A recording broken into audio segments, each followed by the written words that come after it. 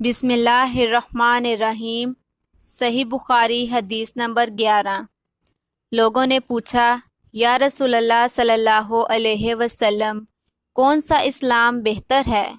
تو آپ صلی اللہ علیہ وسلم نے فرمایا، وہ جس کے ماننے والے مسلمانوں کی زبان اور ہاتھ سے سارے مسلمان سلامتی میں رہیں۔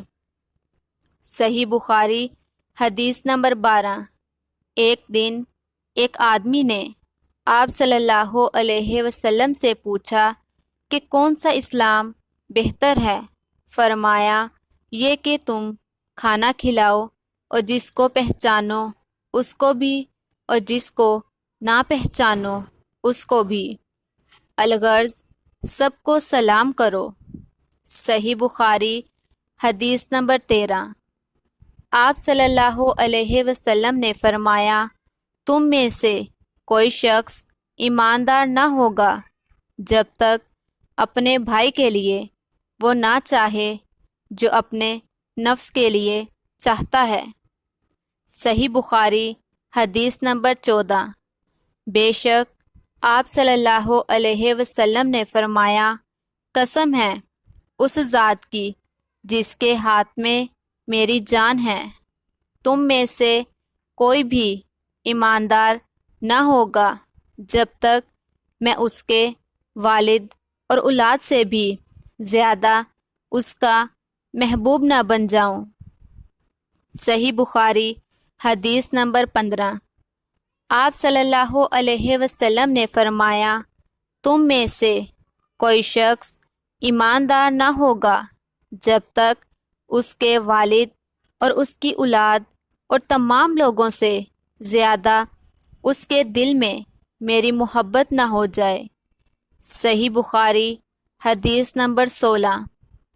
آپ صلی اللہ علیہ وسلم نے فرمایا، 3 خصلتیں ایسی ہیں کہ جس میں یہ پیدا ہو جائیں، اول یہ کہ اللہ اور اس کا رسول صلی اللہ علیہ وسلم اس کے نزدیک سب سے زیادہ محبوب بن جائیں، دوسرے یہ کہ وہ کسی انسان سے محض اللہ کی رضا کے لیے محبت رکھے، تیسرے یہ کہ وہ کفر میں واپس لوٹنے کو ایسا برا جانے جیسا کہ آگ میں ڈالے جانے کو برا جانتا ہے۔ صحیح بخاری حدیث نمبر 17۔ آپ صلی اللہ علیہ وسلم نے فرمایا، انصار سے محبت رکھنا ایمان کی نشانی ہے، اور انصار سے کینہ رکھنا نفاق کی نشانی ہے۔ صحیح بخاری حدیث نمبر 18۔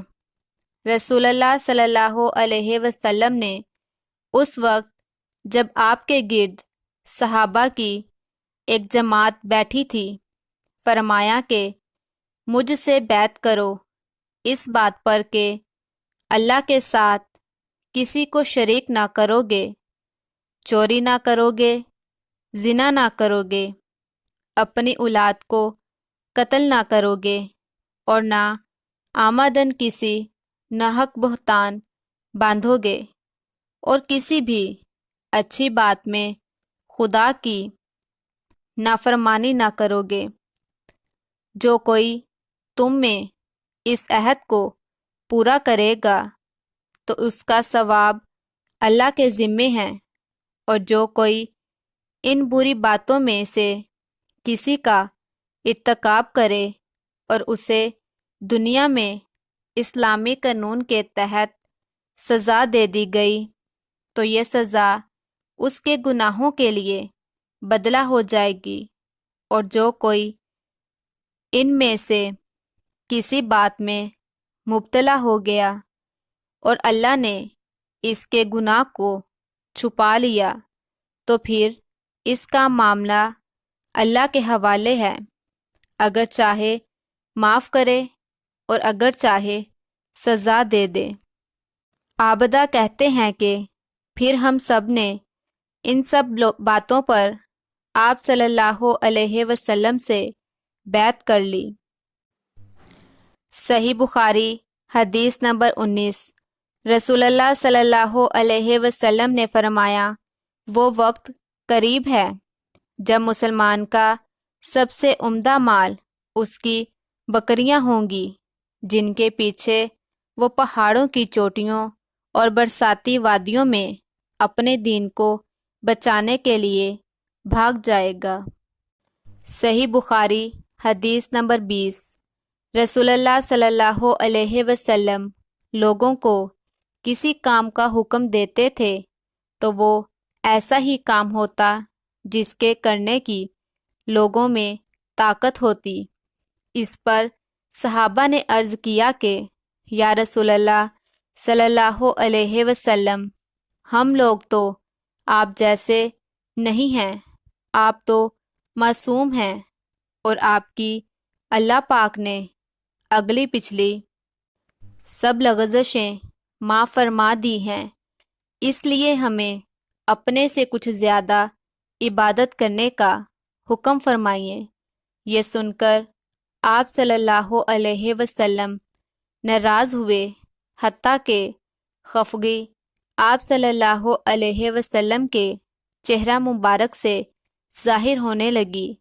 پھر فرمایا، بے شک میں تم سب سے زیادہ اللہ سے ڈرتا ہوں اور تم سب سے زیادہ اسے جانتا ہوں، پس تم مجھ سے بڑھ کر عبادت نہیں کر سکتے۔